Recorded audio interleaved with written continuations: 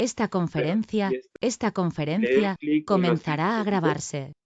y pongan en edite su información y pongan sus nombres y su correo electrónico. Luego,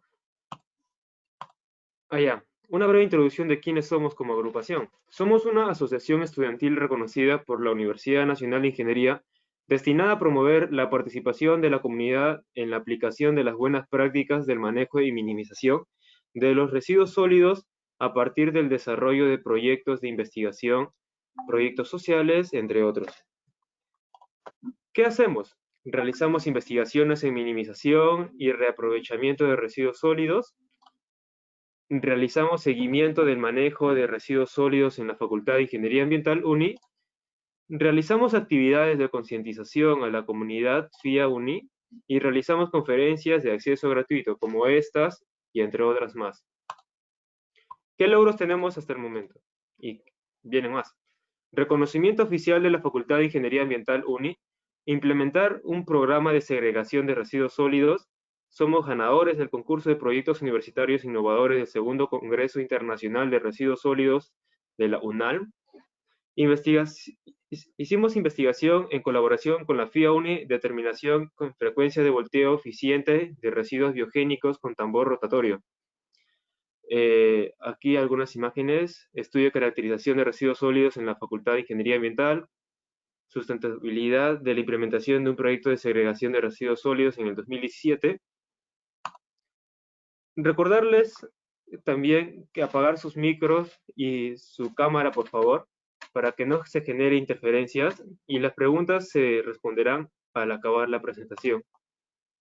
Nos pueden seguir en nuestras redes sociales de Facebook, Instagram y LinkedIn, para así tener una interacción con ustedes y nos pueden preguntar. Sin más preámbulos, damos por iniciada la... También hablarles del ponente del día de hoy. El ingeniero Carlos Gabriel Silva Vázquez es un ingeniero sanitario ambiental de la UNI con experiencia laboral en los sectores privados, consultoría en saneamiento y ambiente de construcción, y sectores públicos como sector vivienda, construcción y saneamiento, gobiernos locales, empresas prestadoras de servicios de saneamiento, así como experiencia en formulación y ejecución de proyectos de preinversión e inversión. Genial, demos iniciada a la ponencia del día de hoy. Buenas noches, ingeniero Silva, ¿me escucha? Ingeniero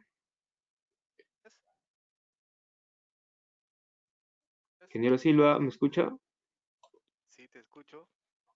Genial, ya, a ver. Sí, le escucho. Perfecto. ¿Puede presentar su pantalla? A ver, un ratito. Ya. ¿La pueden ver?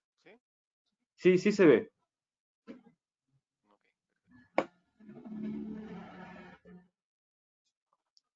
Bueno, vamos a comenzar. A ver si ganamos tiempo para tener algunas consultas que ustedes puedan tener. ¿Ok? Bueno, como les dijo el Alberto, yo soy ingeniero sanitario.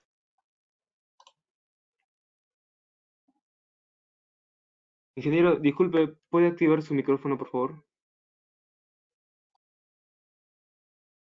Ya, no sé, yo no lo desactivé, se desactivó solita. Bueno, sigamos. Yo soy ingeniero sanitario de la casa de estudio de ustedes, de la UNI, ¿no? Hoy día voy a hablar de, el tema de criterio de diseño de infraestructura de disposición final, en específico un relleno sanitario. Pero vamos a tocar previo a esto algunos, digamos, unas nociones o definiciones generales, ¿no? Para que puedan entender el marco de la ponencia del día de hoy. Bueno, según la ley o el reglamento actual que sigue en vigencia, existen 5 tipos de infraestructuras de residuos sólidos en general, ¿no? Los centros de acopio, las plantas de valorización, las plantas de transferencia, las infraestructuras de disposición final, que es una de las infraestructura de residuos sólidos y las plantas de tratamiento. Con la nueva ley que está aprobada, pero todavía el reglamento aún no sale, el tema de los centros de acopio se elimina, ¿no?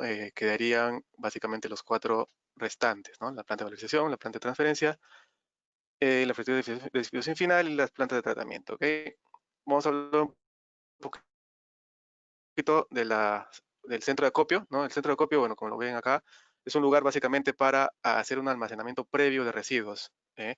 En este lugar se puede hacer la segregación, el almacenamiento, la limpieza, la compactación física, el picado, el triturado, todo lo que sea para minimizar el volumen, dependiendo de las condiciones que ustedes tengan de área, ¿no? Y de mercado, ¿no? Van a depender mucho de eso, cuánto de residuos ustedes quieran acopiar y cuánto espacio tengan, ¿no? Si no tienen mucho espacio, van a tener que compactar o picar o triturar para hacerlo más denso el residuo y ocupar menos área en un volumen igual, ¿no? Es, luego el tema de la valorización. Las infraestructuras de valorización pueden ser orgánicas o inorgánicas, ¿no? Acá ya le das un valor agregado al residuo, ¿no? En este caso, por ejemplo, para residuos orgánicos, perdón, existen las composteras, ¿no? Los residuos orgánicos se pueden, digamos, degradar, especialmente yo sugiero de forma aerobia. Ustedes ya conocen, bueno, la mayoría pueden conocer de ustedes que existe dos tipos de degradación, ¿no? La aerobia y la anaerobia. La aerobia produce malos olores, eso es malo para estos temas, cuando ocupan el tema de la degradación de residuos que tú quieras valorizar, porque puedes ya producir un punto, digamos, infeccioso, ¿no? Puedes atraer malos vectores que puedan generar enfermedades. Y por eso es que lo ideal que sea el tema, este tipo de valorización, que sea de forma aeróbica, ¿no? O sea, mediante volteos, mediante aireación, digamos, también puede ser agregación forzada, pero ya se evalúa dependiendo de la cantidad de residuos que vas a valorizar y que vas a tú ofrecer al mercado, ¿no? Sin mercado no hay valorización. Recuerden que todas estas infraestructuras, salvo la de disposición final, son en línea, o sea, tiene que entrar y salir. Y al salir tienes que tener un mercado, no puede ser una compostera o una infraestructura de este tipo grande si no tienes un mercado donde llevarlo, ¿no? En este caso pueden ser las pequeñas, como en estas, como ven en la imagen de acá, y más grandes o más, digamos, mecanizadas, como las que ven en la imagen de abajo, ¿no? Las plantas de transferencias, estas de acá se utilizan básicamente para, digamos, ayudar al transporte, ¿no? Ya que almacenas los residuos temporalmente para derivarlos a un contenedor mucho más grande, un vehículo de transporte mucho más grande que pueda, digamos, minimizar los costos operativos de transporte cuando el relleno sanitario está a una gran distancia, ¿no? Ahora se ha normado último que la distancia para que pueda ser óptimo esto de acá es a más de 20 kilómetros, de 20 kilómetros para adelante, desde el centroide del lugar de generación. ¿Ok? Esto es importante porque minimiza los costos, ¿no? Pero hay que tener en cuenta que para esta infraestructura el tiempo de almacenamiento máximo, si es que van a almacenar y no tienen, digamos, una secuencia en línea como la que ven en la imagen, que llegan los camiones, botan a la tolva y abajo ya existe un camión madrina que le llaman un camión de mucho más capacidad que ya esté preparado para, digamos, recepcionar estos residuos. Ahí, si no tienen esto, van a tener un lugar amplio donde tienes una zona de almacenamiento previo para que cuando llegue el vehículo lo puedan transportar, derivar los residuos almacenados hacia este vehículo de mayor capacidad, ¿no? Por eso es máximo 12 horas de almacenamiento en caso tengan una zona de almacenamiento. Ahora, justo el tema que vamos a tocar, ¿no? Hay las infraestructuras de disposición final. Existen los rellenos sanitarios, que son básicamente los rellenos para residuos municipales, ¿no? Los rellenos de seguridad, que son para los residuos peligrosos, ¿no? Hay infraestructuras mixtas y residuos hospitalarios. También hay las escombreras, que son para residuos de construcción, ¿no? Cada una, la más ahorita utilizada, la que está siendo más utilizada en estos momentos es el relleno sanitario, que está siendo impulsado ahorita por, digamos, convenios con el extranjero, como con el BID o con o en JICA, ¿no? Para generar ahorita digamos, la construcción de los rellenos sanitarios provinciales, que serían los más grandes, ¿no? Recién a ese nivel estamos, digamos, acá en Perú, ¿no? Eh, en este caso pueden ver acá algunos ejemplos de relleno sanitario, que es justo lo que vamos a tocar hoy día, ¿no? En esta de acá es una técnica de disposición final. Hay que acordarse que esta ya, cuando es una disposición final, ya es almacenamiento, trabaja por volumen acumulado, no es en línea como lo que hemos visto de las otras infraestructuras de disposición final, digo, de infraestructura de residuos sólidos, como los centros de acopio, valorización o las plantas de transferencia, ¿no? En este caso es acumulativo. ¿Qué quiere decir? Que vas a necesitar grandes áreas, ¿no? Grandes áreas para implementar esta infraestructura, ¿no?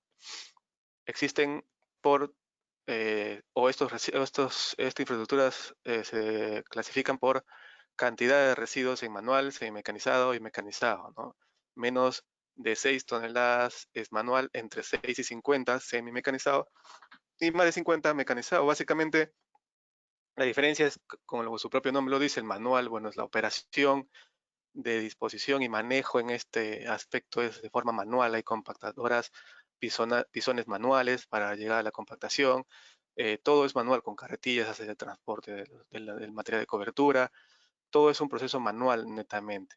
¿Ok? El semi-mecanizado y el mecanizado, básicamente ya comienzas a implementar ciertas cualidades, digamos, de forma mecanizada, como por ejemplo, comienzas a implementar desde pequeños cargadores frontales como los Bobcat hasta ya cargadores mucho más grandes, y comienzas también a utilizar, por ejemplo,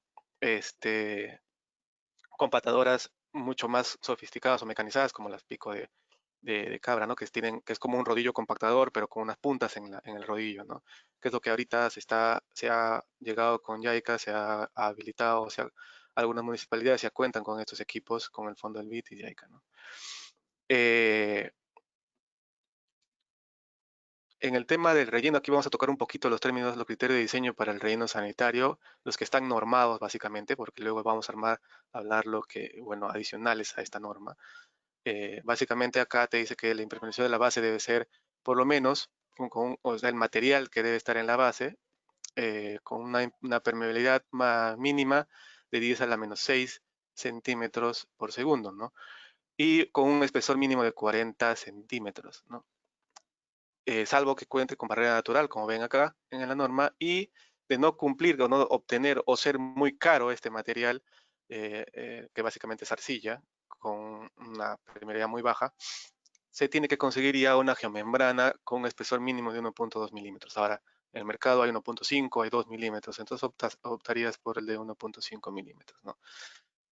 Luego ya están los drenes del lixiviado, que es para el control del tema del manejo de este subproducto, los drenes de gases o los drenes verticales o chimeneas, ¿no? Al final se coloca una chimenea para que tú puedas quemar el gas. Los canales perimétricos para controlar, digamos, el efluente de las aguas de escorrentía superficial, ¿no? Las barreras sanitarias que pueden ser naturales o, bueno, también un cerco vivo que le llaman, que es para, digamos, minimizar el efecto del viento o también el efecto visual que puede generar estas infraestructuras, ¿no? Drenes y chimeneas para la evacuación y control de gases. Bueno, eso ya lo leímos. Barreras sanitarias, pozo de monitoreo de aguas subterráneas, básicamente en este caso es normativo, ya lo hablaremos más adelante, pero básicamente es para, digamos, tener un control de monitoreo de posibles fugas en este aspecto. Si es que hay un nivel freático a unos 10, 15 metros, hasta ahí se hace el pozo, y se comienza a evaluar si el nivel freático se contamina con el lixiviado mediante un blanco que está aguas arriba, ¿no? O sea, en la parte superior. Ahí se evalúa el nivel freático, la calidad, y luego más abajo también se evalúa si es que hay una contaminación, se va a detectar, está en el dren, ¿no? En caso no exista nivel freático, igual, para cumplir esta norma se coloca básicamente, ¿no? Sistema de monitoreo y control de gases, ¿no? Eso sería para el control de esto, del subproducto que se pueda generar, tanto los monitoreos de calidad del lixiviado y la presencia de gases durante el tema de la operación, ¿no? señalización, letreros informativos, sistema de pesaje y registro. En caso de los rellenos tengan buena capacidad, se necesita un sistema de pesaje para poder tener la cuenta de cuántos residuos están ingresando en peso, ¿no? Control de vectores e instalaciones complementarias, o sea, oficinas, casetas de control de vigilancia, almacenes, servicios higiénicos, vestuarios, etcétera, ¿no? Aparte, ojo que también las infraestructuras que estaba hablando anteriormente, como la valorización, las infraestructuras de valorización, ya sea orgánico o inorgánico, también pueden estar dentro de un relleno sanitario, ¿no? La evaluación antes solamente se permitía que esté dentro, ahora también permiten que esté fuera, que permiten esté cerca del casco urbano con ciertas restricciones. Básicamente la zonificación es la más importante en este aspecto, ¿no? Pero ya permiten. Esto se tiene que evaluar dependiendo de la distancia del relleno, porque si la generación de estos residuos, digamos, que se van a valorizar, puedes colocar la infraestructura más cerca de estos puntos para evitar o minimizar el transporte, ¿no? Este es un esquema de un relleno sanitario, ¿no? Una caseta de control, una báscula de pesaje, ¿no? Una planta, bueno, en este caso la de valorización de inorgánicos. Hay que recordar que las infraestructuras, la separación o la segregación tiene que ser en la fuente, o sea, en los mismos hogares. Está prohibido segregar en el relleno, en la misma área del relleno sanitario, ¿no? O sea, acá tiene que llegar con bolsitas de colores, básicamente, para que los operadores puedan derivar los residuos, dependiendo de sus características, a contenedores especiales, ¿no? Sistema de almacenamiento de lixiviado y biogás y, bueno, el control y monitoreo con los pozos de monitoreo, ¿no? Acá hay una pequeña representación, ¿no? De la infraestructura, ya la celda en sí que se puede generar con una trinchera generada hasta la trinchera, y luego la disposición ya se puede ver en forma de área también, que lo vamos a hablar, el tipo de disposición, ¿no? La cobertura final para el cierre, ¿no? Eso es para impermeabilizar y encapsular lo dispuesto, ¿no? Acá hay aproximadamente una generación para que tengan una idea del tema de los gases, ¿no? En el tema, por ejemplo, predomina el metano. Ojo que esto de acá va a depender y va a variar mucho del tipo de degradación que tú estés eligiendo al momento de hacer tu diseño de una celda de residuos sólidos, ¿no? Y luego hablaremos de ese punto. Eh, También está el lixiviado, ¿no? El lixiviado, que quiero que vean este cuadrito para que tengan una idea de las características que tienen este subproducto, ¿no? Este de acá, por ejemplo, una DBO entre 900 a 1420, una DQO de 13.000 a 18.000. Ojo que esto es variable. Yo encontré la DQO en ese rango, pero la DBO hasta 5.000, 7.000 de DBO, ¿no? Es bastante variable, muy difícil digamos, de predecir cómo va a salir este lixiviado, pero más o menos tienes rangos dependiendo de operación de lugares similares, por ejemplo, ¿no? En la costa es más concentrado, en las zonas lluviosas es más diluido, lógico por el tema de la cantidad de agua de lluvia que pueda caer, y eso diluye al lixiviado que pueda generarse debido a la degradación de los residuos orgánicos en la celda. Ojo que estos dos subproductos, los gases y los lixiviados, son producto de la degradación de los residuos orgánicos dentro de la celda, ¿no? Los rellenos de seguridad también están dentro de las infraestructuras de disposición final, ¿no? Estos de acá, por ejemplo, ya se magnifican en el tema de la impermeabilización.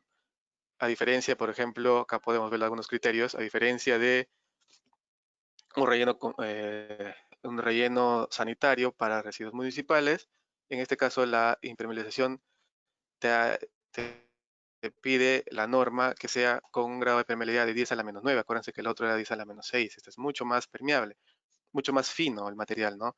Y el espesor aumentó a 0,5. Aparte, el otro te dice que tú eliges, si es que no encuentras este material, elijas geomembrana. En este caso, de un relleno semigrad, tienes que impermeabilizar la base con este material. Aparte, también colocar la geomembrana, ¿no? Esa es la diferencia. Y con un espesor no menor de 2 milímetros, ¿no? Textil de protección, es en caso se necesite, capa de drenaje de lixiviados, de lixiviados con planta de tratamiento, sistema de recirculación interna, drenes de chimeneas o drenes verticales para gases. Ojo que estos drenes de lixiviado y drenes para gases va a depender mucho del tipo. Si es hospitalario, por ejemplo, residuos biocontaminados, estos sí van a generar estos subproductos. En cambio, si son residuos inertes o residuos metálicos o otro tipo de residuos que se manejan de esta forma, se encapsulan, ¿no? Como ven acá, están encapsulados mediante una macro y micro encapsulación, se llama. O sea, primero lo solidifican al material y luego lo meten dentro de una caja de concreto armado y lo sellan. Aparte, esto lo entierran al final, ¿no? Esto es para la mayoría de residuos inertes. Estos criterios que están en la norma es básicamente para los residuos que puedan generar estos subproductos de lixiviado y gases, ¿no? El resto son muy similares al relleno de residuos municipales, canales perimétricos para controlar las escorrentías que puedan llegar. Hay que tener en cuenta que eh, para estas infraestructuras, especialmente para la celda, que es el corazón de un relleno sanitario, hay que evitar al máximo que el agua de lluvia llegue a esta, ¿no? Por eso los canales son muy importantes, los canales de coronación o los drenes o los canales perimétricos que puedas colocar adicional a estas para proteger a el del escurrimiento superficial que puede existir durante la operación, ¿no? En zonas, hay que recordar que el Perú es rico en múltiples zonas que puede haber, varía desde desérticas hasta muy lluviosas, ¿no? Entonces, estas infraestructuras varían mucho dependiendo de la zona y hay que evaluar también en las zonas desérticas, no hay que confiarnos porque hay el fenómeno del niño, por ejemplo, ¿no? También hay que hacer o, digamos, diseñar para que puedas tú tener una infraestructura lista para estos eventos, ¿no? O luego les dije que también había las escombreras. Aquí en Perú no existe todavía una legalizada. La forma que le dan a estas infraestructuras es, por ejemplo, las canteras de la minera San Martín, por ejemplo, en Lima, que recibe residuos de construcción, pero con la figura de cierre botadero. Cierre de cantera, perdón. Para su cierre cantera necesita material y utiliza esto de acá para poder, digamos, cerrar su cantera y aprovecha darle la figura de escombrera. Todavía no está en proceso su licencia, pero todavía no está funcionando como una escombrera como tal. No existe, pero sí existe en el reglamento esta figura, ¿no? Las fuentes de generación de los escombros, pues puede ser de obras domiciliarias, empresas de construcción, urbanizadores informales, etcétera. Todo lo que genere residuos de la construcción. ¿Okay? Ahora, las plantas de tratamiento la dejan en el aire, en el reglamento, pero básicamente es un componente adicional a diversas infraestructuras adicionales, como por ejemplo un relleno de seguridad internamente va a tener sistema de tratamiento para manejar o bajar la peligrosidad de los residuos que ingresen a este y poder luego disponerlo en sus celdas específicas. Y también, por ejemplo, en residuos biocontaminados, los hospitales pueden tener incineradores, pueden tener autoclavados, pueden tener múltiples formas de eliminar el grado de, de biocontaminación para luego derivarlo a un relleno como residuo municipal cuando ya le bajan la peligrosidad a este, ¿no? Y de paso, si lo incineras, pues básicamente también disminuyes el volumen que vas a disponer, ¿no? El volumen o el peso, los dos se relacionan con la densidad, ¿no? Luego hasta acá vamos a comenzar también a tocar un temita importante para que tengan una idea general de niveles de ingeniería, ¿no? Hoy día, en este caso, los criterios que les voy a dar es para básicamente un expediente técnico. A nivel conceptual, eh, digamos, en la zona, en la parte privada le dicen conceptual y la parte estatal un perfil técnico, un perfil, ahora las fichas técnicas que están ahora válidas por el tema de InvierTP, ¿no? La ingeniería básica, bueno, ahora ya no existe la factibilidad, pero cuando existía, básicamente se relacionaba. En nivel conceptual, básicamente tú tienes ideas, varias ideas eh, que tú las tienes que valorizar para elegir luego, tanto económica como técnicamente, cuál es más viable para tu proyecto. Esa es la conceptual y la parte del su símil en el estado que es el perfil. La ingeniería básica ya desarrollas un poco el tema de la ingeniería conceptual para tener un acercamiento un poco más detallado en cuanto a costos, ¿no? Y tener una idea de cuánto te puede costar. Con eso afinas algunos criterios y puedes variar algunos, digamos, alcances o metas, ¿no? Y luego ya viene la ingeniería de detalle, que es el expediente técnico en sí, ¿no? Acá ya sí desarrollas a detalle todos los componentes habidos y por haber de la infraestructura, y ya el costo se afina al máximo para que tú puedas ya, digamos, licitar y posteriormente construir. También existen los estudios básicos a considerar, ¿no?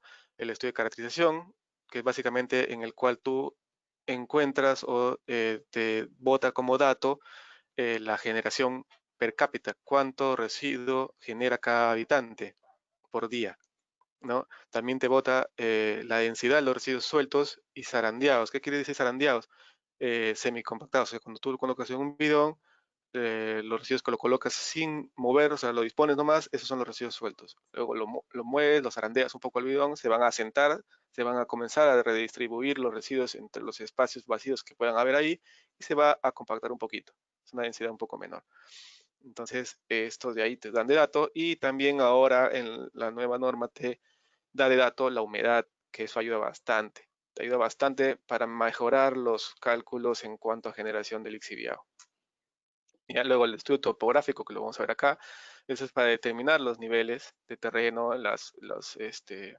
georreferenciar la infraestructura que vas a colocar. Esto es importante porque la infraestructura o un relleno sanitario, que es lo que estamos tocando en esta charla, es importante el tema topográfico porque es básicamente donde más se va el costo en el tema de movimiento de tierras, ¿no? Acá haces grandes movimientos de tierras porque tienes celdas, dependiendo de la generación, puedes tener celdas de una hectárea, 10 hectáreas, o como lo que estoy viendo ahorita en Trujillo, que tienes hasta 20 hectáreas. Es grande porque son acumulativos, recuerden, ¿no? Para estos puedes utilizar pues estaciones totales, o ahora que también existen los drones, ¿no? Un levantamiento con dron lo puedes bien georreferenciado con bastantes puntos adicionales levantados con estación total, claro, y bien georreferenciados, ya sea con puntos oficiales o con GPS diferenciales. Es válido, es bastante válido y te ayuda bastante en zonas desérticas donde no existe zonas arbóleas, por ejemplo, ¿no? Las zonas boscosas dificultan o reducen el tema de la efectividad o, digamos, la precisión de estos equipos, porque van a tocar el terreno como si fuera la copa de los árboles, entonces no es válido. Pero esos son los más baratos. Ahora ya hay equipos mucho más costosos que te dan la opción de, digamos, al hacer el sondeo, el pasar al dron, permiten eliminar los bosques y te quedas con el relieve, por ejemplo, ¿no? Pero eso hasta acá en Perú todavía no están muy familiarizados por el tema del costo. Más se utilizan los drones comunes y corrientes, ¿no?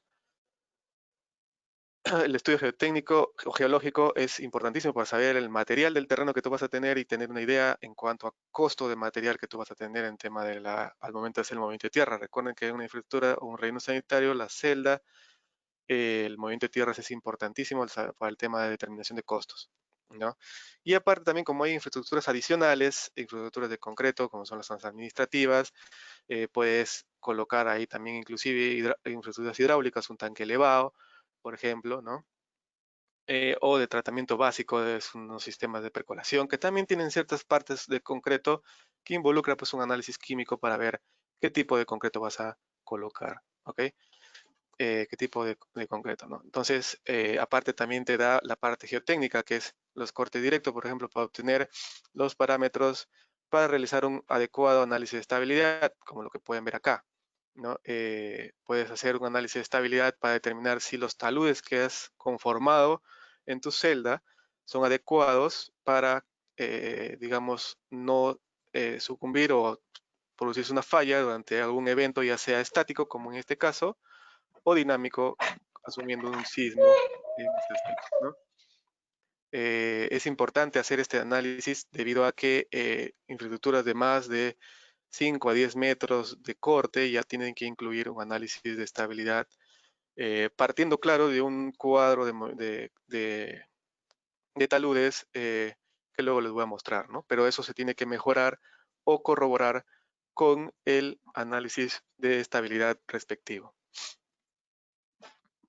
el estudio hidrológico, ¿no? Es vital para poder determinar el escurrimiento superficial que pueda llegar a la celda para poder dimensionar los canales respectivos y también los volúmenes de precipitación mensual para poder determinar volumétricamente específicamente el manejo de los lixiviados, ya sea con la posta de almacenamiento y también cuánto lixiviado se va a generar en la celda. ¿Okay?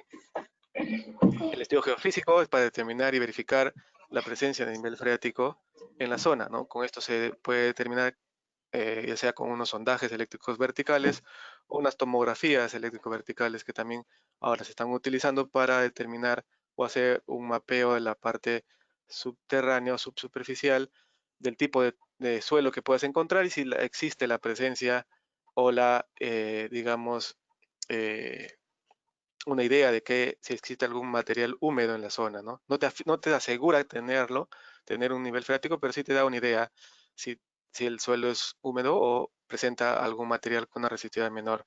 Claro que se puede confundir, por ejemplo, con arcilla, que también tiene una resistividad muy alta, ¿no? Pero eh, se puede ya con el especialista, el geofísico, ya lo tiene que, digamos, determinar dependiendo de los resultados de este estudio, ¿ok? Y luego de ahí con todos los estudios se obtienen los datos y se trabaja ya de forma gabinete. O sea, básicamente un expediente técnico cuenta con estos componentes. La mayoría lo pueden saber, pero los que no desconocen, una memoria de cálculo, memoria descriptiva, los planos respectivos, metrados, especificaciones técnicas, presupuesto, cronogramas y manual de operación. Son los mínimos fundamentales para armar un expediente técnico. ¿Ok? La memoria de cálculo, pues básicamente de ahí inicias, haces los cálculos respectivos, la plasmas en ese documento, una descripción general de lo que has calculado, con los cálculos haces los planos, una vez que has terminado los planos, haces el metrado, las especificaciones técnicas y una vez que has terminado esos dos, haces el presupuesto y los cronogramas, finalizando con el manual de operación y mantenimiento. ¿Ok? Ahora sí vamos a tocar rápidamente los criterios que tenemos en cuenta adicionales a los normados, ¿no? Para que tengan una idea de cómo se puede dimensionar el volumen de residuos y también el tema del, digamos, plasmado en la y a la celda de residuos sólidos. ¿Ok?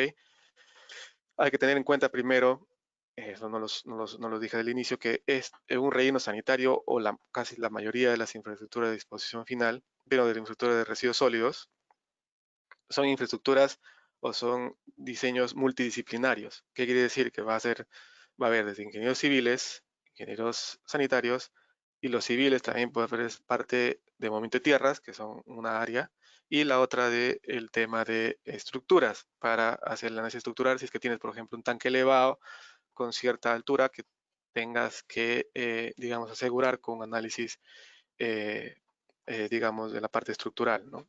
Luego de ahí están la parte eléctrica. Normalmente, si no tienes un tendido normal, puedes tener una subestación para que tú puedas tener ahí, un generador eléctrico, perdón, para que tú puedas producir la poca energía, la poca cantidad de energía que necesitas, la verdad, no necesitas mucho, pero sí, sí es vital para el funcionamiento. Entonces tienes civiles, eléctricos, sanitarios, eh, y arquitectos también, ¿no? Los arquitectos para que puedan dar forma a las áreas administrativas, básicamente, de esta infraestructura y dar la distribución adecuada a estas, ¿no? Porque tiene que haber servicios higiénicos, zonas administrativas, como ya les comenté, almacenes para materiales y equipos y esas cosas, que lo tiene que ver previamente un arquitecto, ¿no? Luego ya entran las demás disciplinas a mellar.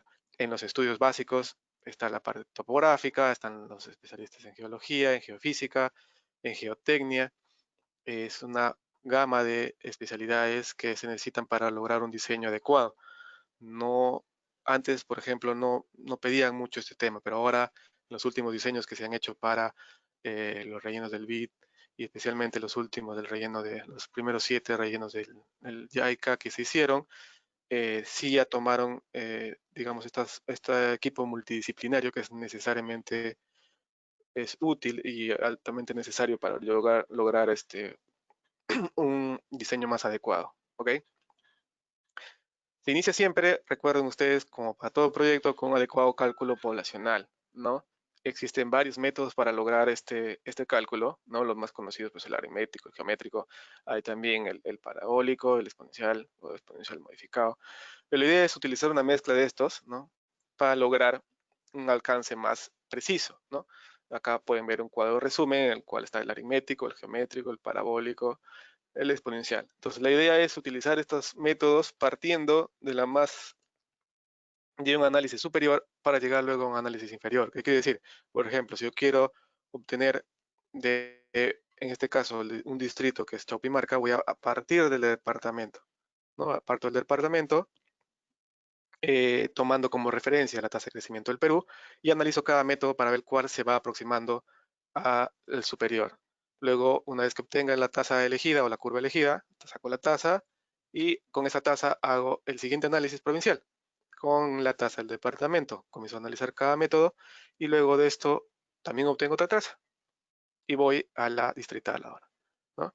Para luego de aquí ya obtener, si llego a un nivel inferior, que es por ejemplo un centro poblado, con la distrital, con esa tasa que te sale, vas a hacer el análisis de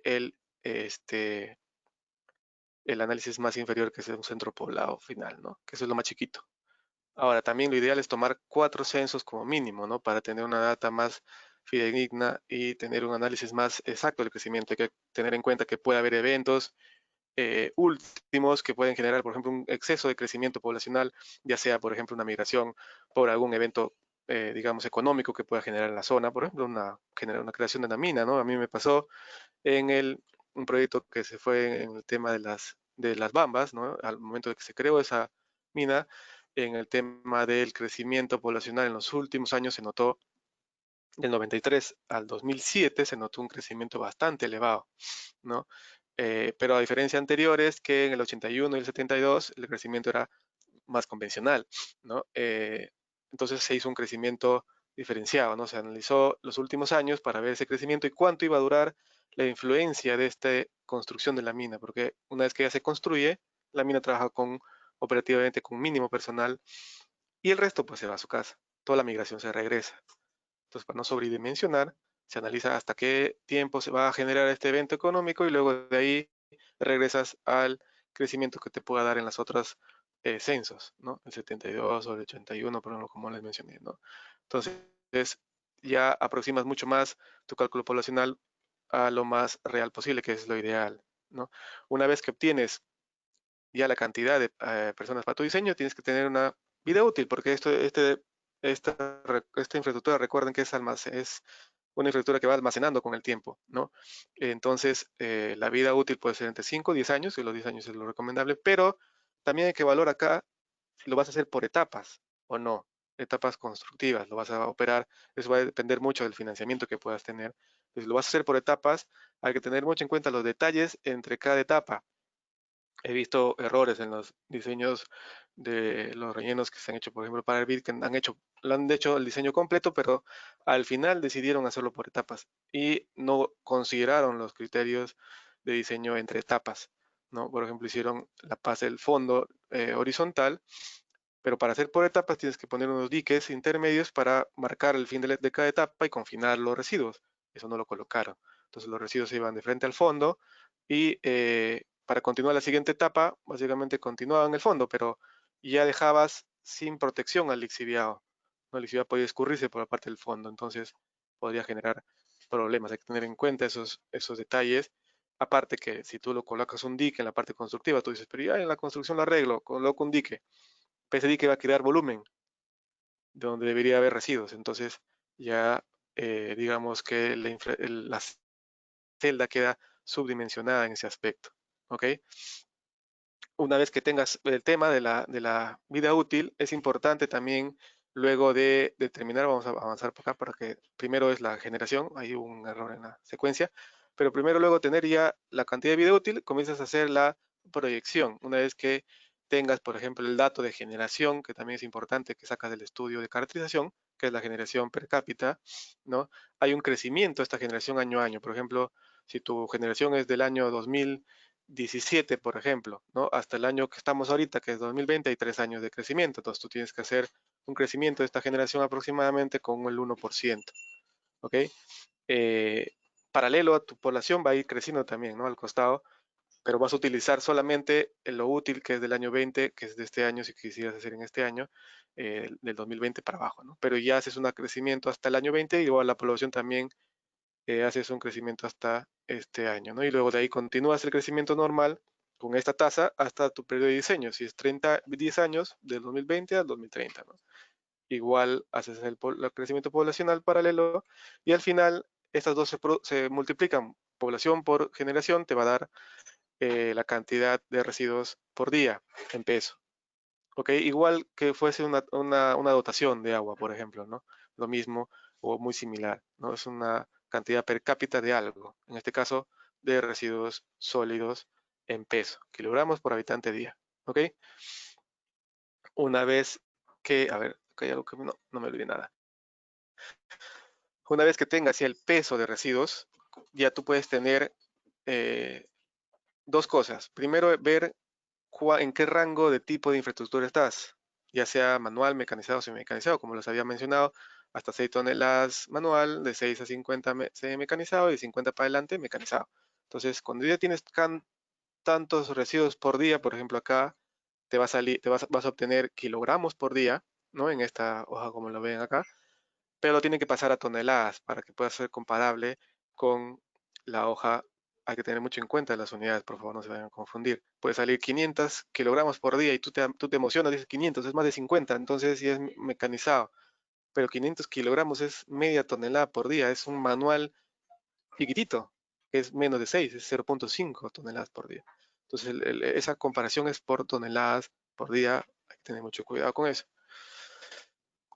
Luego de obtener eso, tú eliges, ¿no? Tú tienes ya manual, que vas a hacer una comparación por pisones, bastante simple, y la semimecanizada o mecanizada, que ya vas a incluir algún equipo, desde un simple pase con el camión que recolectas los residuos, unos 5 idas y vueltas, ya compactas bastante a los residuos, y es una compactación mucho mayor a la manual, ¿no? En la manual, lo recomendable con cierto grado digamos, de seguridad es de 0.6 toneladas por metro cúbico.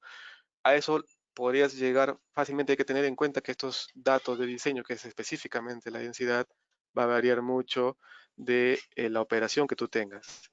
En un diseño, en cualquier tipo de diseño, tú tienes que ver no solamente la parte numérica. Yo te puedo decir 0.6 para manual y 0.8 para mecanizado, pero no, tú tienes que analizar bien la operación que vas a hacer. Si en el mecanizado tú vas a hacer más proceso manual, que no vas a incluir equipos o tus equipos son muy pequeños, porque puede darse, puedes tener 7 toneladas por día, que está muy cerca de 6.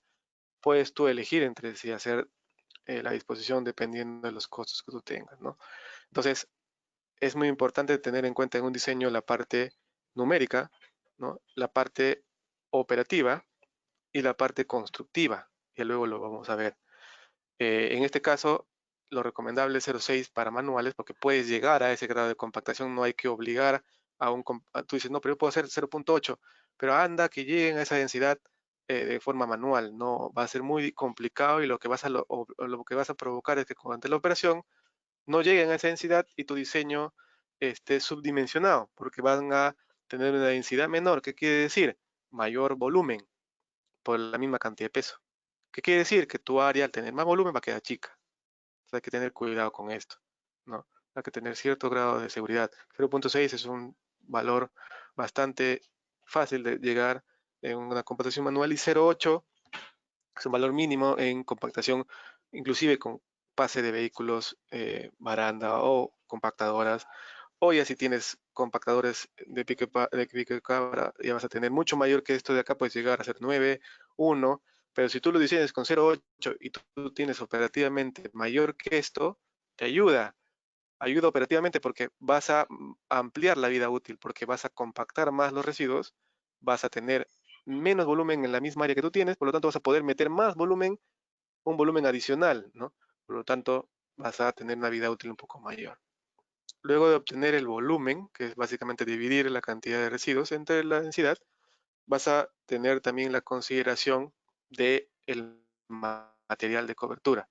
Cuando tú tienes la operación de una celda, tú dispones los residuos, los compactas y sobre esto colocas una capa de por lo menos 20 centímetros de material de cobertura, que es básicamente un material combinado, puede ser entre un poco de grava, limos, arcillas, no mucho fino, porque la idea es que el lixiviado que se genere en las capas superiores pueda pasar hasta el fondo, ¿no? Pueda pasar hasta el fondo, no vayas a poner un material muy fino, como algunos decían, pucha, yo impermeabilizo cada vez más, entonces ya no pasa el agua de lluvia y por lo tanto genero menos lixiviado en el fondo. Claro, pero lo que vas a provocar es que el lixiviado que se vaya formando en las capas superiores no puedan pasar y se vayan yendo más hacia el margen y al final escurra por los laterales del talud de, de la celda, entonces vas a tener un escurrimiento del lixiviado.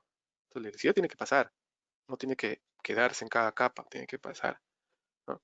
Entonces, esto de acá es el 20% aproximadamente, lo ideal es tener 80 centímetros de residuos y 20 centímetros de material de cobertura. Si lo haces menos cantidad de, digamos, de residuos, 70 centímetros, 50 centímetros, vas a seguir teniendo 20 centímetros de material de cobertura. Por lo tanto, tu porcentaje ya no va a ser 20, va a incrementarse 25, 30, de repente y te escapa de tu diseño, porque lo normal es entre 20 y 25 para que sea viable.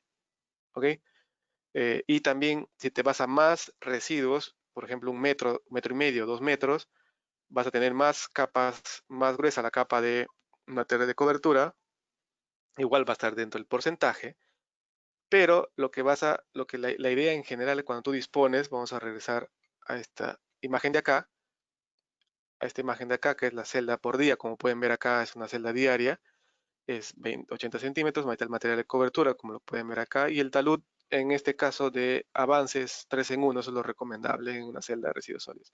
Pero quiero que vean la figura de la derecha, que es básicamente cómo vas avanzando en la disposición de una celda. La idea inicial es cubrir lo más rápido posible la base. ¿Por qué? Porque el agua de lluvia que pueda caer como precipitación tiene que caer en los mismos residuos para comenzar a producir todos los puntos favorables en el balance hídrico para la generación de lixiviado. ¿Qué quiere decir? La evaporación, la capacidad de campo, que luego lo vamos a explicar, que ayuda bastante a minimizar la cantidad de lixiviados. Cuando tú agarras y no cubres rápido, subiendo en altura en un margen, dejas el otro margen de la celda calata, lo que va a suceder es que la lluvia que caiga por ahí se va a meter por los drenes y vas a generar, digamos, eh, más lixiviado, entre comillas, porque el agua de lluvia va a llegar a la poza de lixiviados por los drenes y se va a mezclar con el lixiviado o va a aumentar. Entonces la idea es que esa agua de lluvia que cae directo se caiga sobre la masa de residuos para comenzar a disminuir el porcentaje de esta agua de lluvia que se va a convertir en lixiviado. ¿Ok? Pero teniendo en cuenta que digamos, adicionalmente a esto, ayudas digamos, a la operación, porque siempre la operación en los primeros años es la más complicada, porque vas a tener entre celda y celda con residuo y celda sin residuo. Entonces ahí es el problema, tienes que estar cubriendo con mantas plásticas, a veces te descuidas, se pasa un poco y puedes generar problemas, ¿no? Entonces si tú cubres lo más rápido posible la parte inferior, vas a llegar a, digamos, facilitar el tema de la operación en cuanto a generación de lixiviados. Por eso lo ideal es tener el 80 para adelante hasta llegar a la celda. Luego ya las siguientes capas puedes incrementar un poco la altura e ir subiendo más por un lado, ¿no? Eso ya es dependiendo del tipo o la forma de operación que tú puedas o quieras tener, ¿ok? Entonces, al tener el material de cobertura, sumas la cantidad de residuos que tengas más el material de cobertura. Con esto tienes un volumen total de residuos para, digamos, en el primer año, ¿no? Y eso lo haces año a año, eso lo haces año a año acá, y lo acumulas al final, ¿no? Año a año y lo acumulas. Primer año, cuántos residuos generas más material de cobertura y vas sumando, como lo pueden ver en este cuadrito, y al final pues vas a tener un valor acumulado, que es lo que tú vas a necesitar de volumen de residuos a disponer. Luego de eso, haces ya la forma en la celda, dependiendo de tu topografía, ¿no? Algunos lo hacen muy simétrico, lo ideal es tomar la forma del relieve, no va a ser muy simétrico, pero vas a minimizar el movimiento de tierras, ¿no? Y los taludes de corte, como les estoy mencionando, va a depender mucho del estudio de suelos que tú tengas, ¿no? El material del terreno que tú tengas y también el análisis de estabilidad que tú realices luego, ¿ok? Para el volumen y los taludes de los residuos sólidos, cuando ya comienzas a subir, ya llenas la trinchera o llenas el hueco, ¿qué haces? Comienzas a subir como una pirámide, un tronco de pirámide, que es lo que mostré en la imagen inicial de una celda o disposición, y ahí también vas a tener taludes de residuos. Como los mencioné, el talud tiene que ser, y lo ideal es de 1 en 3 para evitar problemas de estabilidad, ¿ok? Luego está el análisis del método, ¿no? Ya les estaba hablando de la trinchera. Básicamente la trinchera es un hueco de residuos, haces un hueco, ¿no? Con taludes de corte, ¿no? En el fondo del terreno, y ahí dispone los residuos hasta el nivel de terreno, y ahí acabó, ¿no? El área es al revés, ¿no? Tienes una superficie plana, la raspas, y sobre eso haces el ascenso hacia la parte superior. Lo ideal es tener un método combinado.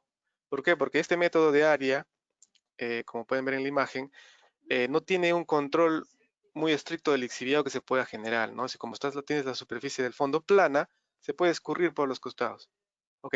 Entonces, lo ideal es confinar un poco, ya sea si no puedes meter excavación por el nivel freático que tú puedas tener, puedes hacer superficial, pero hacer un dique perimétrico, por ejemplo, ¿no? Para confinar, un dique de 1 metro y medio, para confinar. Y impedir también, si es que tus canales perimétricos fallan en cuanto al control de escorrentías, tienes el dique de contingencia que va a impedir que el agua llegue y entre a la celda, ¿ok? Entonces el método combinado, que es trinchera y área a la vez, es mucho más recomendable, ¿ok? Hay que tener en cuenta también la topografía, ¿no? No necesariamente una topografía plana va a ayudar bastante. Puedes tener una topografía, digamos, accidentadita, que la puedes utilizar como apoyo y eso ayudas a maximizar el volumen en menos área, ¿no? Porque si tienes una superficie plana vas a tener un tronco de pirámide, que es más triangular. En cambio, si tú tienes una superficie de apoyo, vas a formar un paralelepípedo. No es triangular, ganas un poco más de volumen hacia el lado que te apoyas, ¿no? En, en la zona de la topografía, ¿ok? Los taludes de corte, puede ser con berma o con diferentes taludes de corte dependiendo de los estratos que tú encuentres, ¿no? Lo recomendable es tener una arma cada 5 metros, ¿no? Y luego afinar eso con el análisis de estabilidad, ¿no? Dependiendo del tipo de terreno que tú tengas. Por ejemplo, acá hay unos taludes recomendables, ¿no? Para zonas arcillosas, arenosas y gravosas, por ejemplo, tú vas a tener distintos taludes.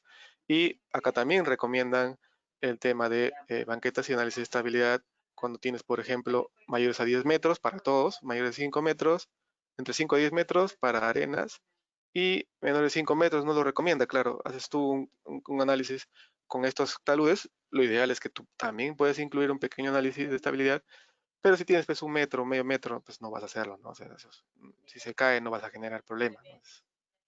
Caerse, si se desmorona ese taludcito chiquito, pues a la vez lo puedes reestructurar tranquilamente. Mayormente ya cuando tienes 5, 10, 15, 20 metros de altura, ya es preciso hacer un análisis de estabilidad, ¿ok?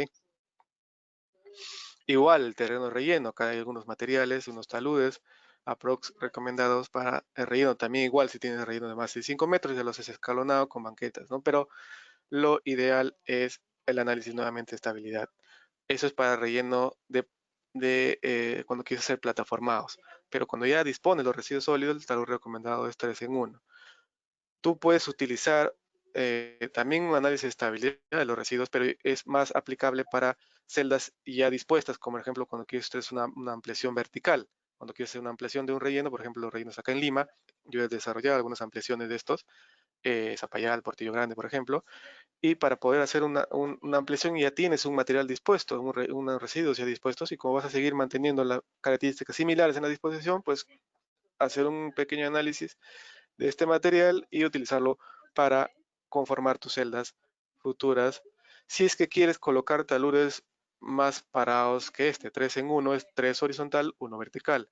Recuerden, 3 horizontal, siempre cuando hablamos de taludes, perdón, no les he explicado si es que no conocen, 3, 2.1 significa horizontal, vertical. Te avanzas 3 metros, por cada 3 metros que avanzas horizontalmente subes 1 vertical, ¿no? Igual está acá, todos esos taludes son lo mismo, ¿ok?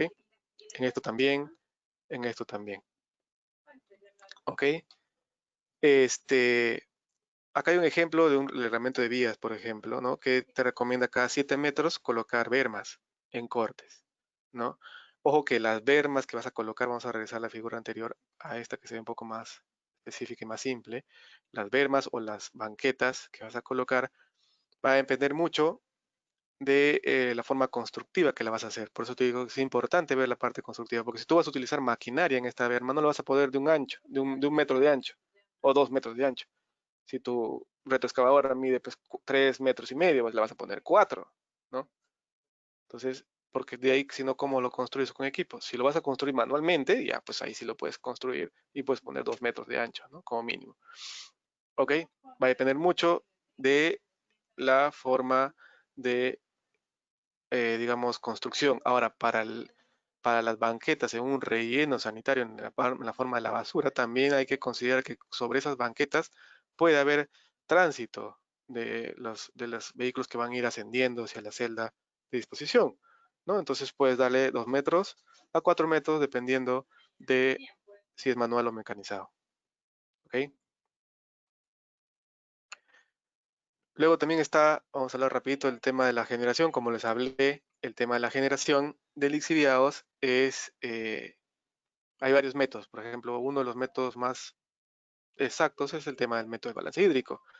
Estos son, digamos, el enfoque de cómo se genera un lixiviado básicamente, ¿no? O sea, qué cosas son a favor y qué cosas son en contra de la generación del lixiviado. A favor de la generación o que producen el lixiviado es la precipitación que caiga sobre esta y la humedad del residuo o también la humedad del material de cobertura que tú tengas.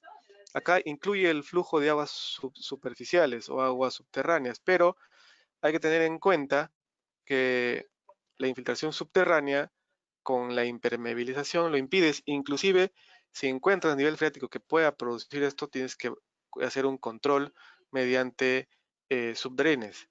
No te permite o no, la idea no es que no genere un problema adicional que pueda levantar la geomembrana de este flujo superficial. ¿Ok? Hay que analizar este de acá mediante los CEPS y si encuentras alguna evidencia, algún de flujo superficial y no te queda otra área que utilizar, vas a tener que hacer un diseño de subdrenes. Eso tiene que incluir ya pozos de, este, de verificación, como los piezómetros, para ver hacia dónde está fluyendo el nivel freático. Esto es un análisis, ya incluyes o añades un análisis hidrogeológico a tu costo de tu proyecto. ¿Ok? Por eso lo ideal es tener niveles de agua superficiales debajo de los 5 o 6 metros del fondo de la celda. Entonces, los que son a favor es básicamente la precipitación y la humedad que existe dentro de los residuos. Eso va a producir todo ese líquido que ingresa como balance hídrico, balance de masas, va a ser el agua que va a tratar de formar el lixiviado. Ahora, cuando cae sobre la celda, puede haber un poco de escorrentía si es que ya tienes algunas partes de la celda con el cierre final. Recuerden que el cierre final es impermeable, entonces tú puedes ir avanzando el talud de las celdas e ir cerrando parcialmente cuando ya llegas al nivel de diseño, ¿no? Los perimetrales, por ejemplo, vas a llegar a las primeras banquetas y puedes ir ya cerrando los bordes mientras sigues subiendo en la parte central, ¿no? Entonces, eh, por ahí vas a producir algo de escorrentía. Luego también está la evaporación o evapotranspiración, si es que existe algún crecimiento de hierbas o vegetales o mala hierba, como le dicen. Si está sin vegetal, sin ningún tipo de flora, entonces es evaporación básicamente. Pero eso también ayuda a minimizar la cantidad de precipitación que va a llegar. Una parte se puede ir por escorrentía, otra por evaporación. Entonces estás restando la evaporación que va a caer. Ahora, lo otro es lo que se puede almacenar en la primera capa de residuos y materia de cobertura, que es la capacidad de campo de la misma celda en sí. Esto acumula o es como una esponja que va a retener el líquido y este líquido se va a ir gastando ya sea por evaporación en la parte superficial o en la producción también de la degradación de los residuos sólidos se utiliza agua para, digamos, degradar estos y producir pues el lixiviado y los gases, ¿no? Entonces, esa agua que se consume, que también es poca en la degradación, también es una ayuda, una resta de la cantidad de lixiviado que vas a tener. Luego de todos estos, ya vas a tener el lixiviado en sí que pasa, ¿no? Después de pasar todas estas vallas, digamos, o barreras, o restantes, ya lo que pasa es el lixiviado en sí. Y este, bueno, es una más matemático, ¿no? De la explicación que les he metido. ¿Ok? Entonces, el otro método es uno más simple, que para mí no es muy eficaz, pero está, es el método suizo, que básicamente, eh, digamos, reemplaza todo el análisis que hemos visto en un solo factor, que es el K. Este coeficiente lo que hace es comparar el grado de compactación de la celda, cuán compacto está, para determinar el porcentaje del agua de lluvia que se transforma en lixiviado. Por ejemplo, si tienes 0.7 toneladas por metro cúbico, vas a tener un 25% de lixiviado que se va a formar. Si tienes 0.4 toneladas por metro cúbico, vas a tener un 50% de lixiviado que se va a formar, ¿no? Así, ese es muy simple, pero a la vez también con mucho más riesgo en la formación o en el cálculo de la generación de lixiviado, ¿no? Hay que tener mucho cuidado en este punto, ¿ok? A esto le puedes ya sumar, o sea, si quieres tener un factor de seguridad, le puedes sumar el tema de la humedad de los residuos que tú puedes tener, ¿no? Y gracias a que el estudio de caracterización ya se ha mejorado, tú puedes llegar a tener ese dato de humedad para obtener al menos cuánto de humedad va a tener esos residuos para sumarle a esto y le da cierto factor de seguridad al método, ¿ok? Luego también de obtener la cantidad de lixiviados, pues vas a luego tener los drenes de lixiviados. Este es un ejemplo de espina de pescado, por ejemplo. Y el tema de un perfil del dren, ¿no? Lo ideal es tener un dren de lixiviado y sobre este un dren vertical para gases. La separación entre cada dren es entre 15 a 20 metros. La pendiente para que pueda escurrir, ya sea del dren o de la pendiente del fondo que tú le puedes dar a la celda, es 1%. El material del dren que tiene grava interna es de 2 a 4 pulgadas. Y la tubería para el control de este de acá, puedes tener una tubería perforada en el fondo de 4 pulgadas como mínimo. Esto va a depender mucho del tamaño de tu relleno, ¿no? Si tienes el relleno mucho más grande, vas a tener pues diámetros mayores de 6 pulgadas, por ejemplo, ¿no? Y también va a depender mucho del método que vas a tener. Ahorita vamos a hablar un poco de ello antes de, acá vamos a tocar de los tipos de rellenos que tú tienes. Va a ser un tipo de relleno anaeróbico, semiaeróbico y aeróbico, ¿no? El común que normalmente se realiza es el anaeróbico, que es básicamente la degradación, eh, una fase de degradación que lo vamos a ver luego, pero predomina el tema anaerobio por la formación de biogás o de metano, ¿no? Y también existe el semiaeróbico, que es el famoso método Fukuoka, que ahora último están utilizando, pero hay que tener mucho cuidado al aplicar este método, ¿no? ¿Por qué? Porque este método, al meter más aireación, la degradación ya se vuelve, la predominación se vuelve más aeróbica, por lo tanto, minimiza la cantidad de biogás que vas a generar, ¿no? Esto en rellenos, digamos, de medianos a pequeños funciona bien. ¿Por qué? Porque en estos rellenos la cantidad de biogás no es mucho, de 200 toneladas por día a menos, la cantidad de biogás es poca. Por lo tanto, el quemado de esto es intermitente a veces, ¿no? O sea, vas a producir biogás, vas a prender el mechero para transformarlo en CO2 y minimizar el efecto invernadero, pero se va a apagar el mechero porque el gas es intermitente. Por lo tanto, va a salir, se apaga y si no estás pendiente, no pones un mechero eh, automático, entonces vas a tener problemas porque se va a escapar el biogás y no vas a ser aplicable el control de este, ¿no? Entonces, ahí tú puedes utilizar el método semiaeróbico Fukuoka, en el cual consiste en incrementar la tubería que vieron acá, ¿no? De 2, 4 pulgadas a extremadamente más grandes, de 8, 10, 12 pulgadas, inclusive hasta 20 pulgadas, que han traído el método los japoneses, ¿no? Pero en sí, este incremento del diámetro va a hacer que entre más aire y por lo tanto suba por los drenes de gases y se airee más la masa de residuos. Por eso es que es semi-aeróbico, ¿no? Y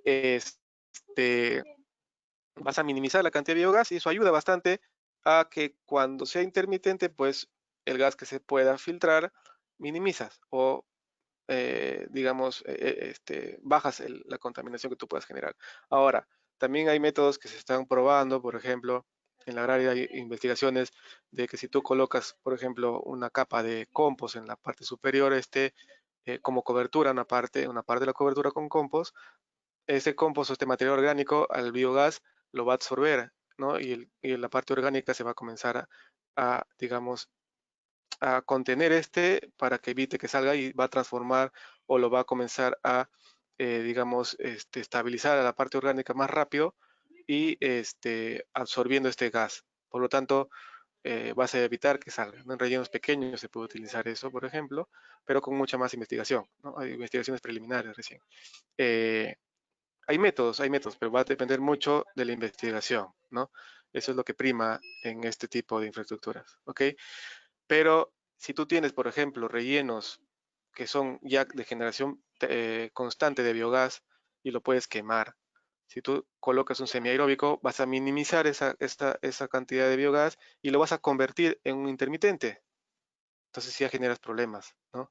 Generas problemas porque va a comenzar a escaparse el biogás. Entonces ya tienes una cantidad óptima, te lo puedes hasta reaprovechar el gas en en generación de energía, por ejemplo, ¿no? Entonces hay que tener cuidado al aplicar. Y el método aeróbico, que es ya aparición forzada, como más relacionándolo, con, por ejemplo, con los activados, que ya es industrialmente o en forma privada lo pueden hacer, pero esto lo que hace el último método, acelera. Siempre, mientras más aerobio sea, más rápido es la degradación y menos es el post-control, ¿no? El post-control que tú vas a tener. Entonces, en un aeróbico ya no tienes biogás y la degradación se vuelve mucho, mucho más rápida, ¿ok? Entonces, una vez que ya tengas el tema de los drenes, vas a pasar a almacenarlo en el cual aquí en Perú lo manejo final del lixiviado es básicamente una poza de lixiviado donde tú haces la recirculación, ¿ok?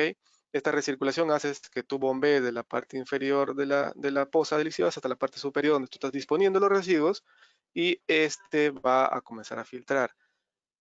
La celda en sí funciona se vuelve como una especie de mini reactor, ¿no? Un filtro biológico o algo así, ¿no? Entonces por ahí va a pasar el lixiviado hasta la parte inferior otra vez y el pase de a través de los, digamos, eh, poros que pueda tener el residuo y conjunto con el material de cobertura va a comenzar a pasar y ahí se va a comenzar a degradar un poco, ¿no? Y eso se va a generar las biopelículas, como ustedes ya conocen, y va a comenzar a degradar un poco la materia orgánica que pueda pasar por ahí, ¿no? Y luego de ahí va a llegar al fondo otra vez, pero generas un ciclo bastante tedioso, ¿no? Porque vas a tener que volver a recircular, recircular, a veces se almacena bastante, sumas a esto el nuevo lixiviado que se está generando, entonces generas hay un ciclo que tienes que dimensionar en la post lixiviado. Por eso que el método suizo no ve estos puntos, ¿no? No ve estos puntos, el balance hídrico sí. Entonces, adicionalmente, en otros países lo que hace es el tratamiento del lixiviado para lograr verterlo o reusar como agua tratada, ¿no? Este tratamiento básicamente combina varios métodos por la características del lixiviado vas a tener que combinar métodos físico-químicos y biológicos, ¿no?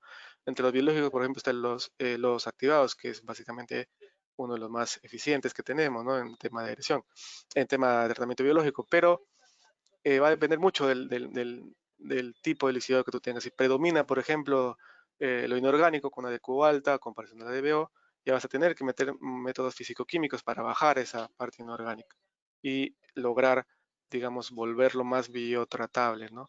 O tratable biológicamente.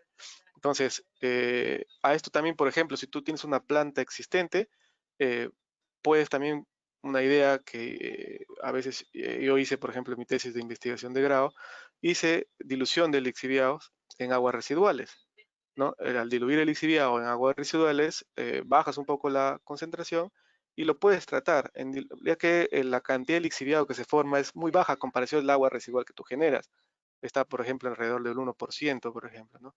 Y si tú diluyes en 0.5%, 0.4%, yo diluí el lixiviado del Zapallar en una planta piloto allá en Unitrar con el agua residual, pues, que viene de la parte alta, claro, su DBO, la DBO de la agua residual que viene de la parte alta es muy baja, pero igual logré diluciones de 2-3% tranquilamente. Se puede llegar a menos, 0.5, dependiendo de la planta que tú tengas, ¿no?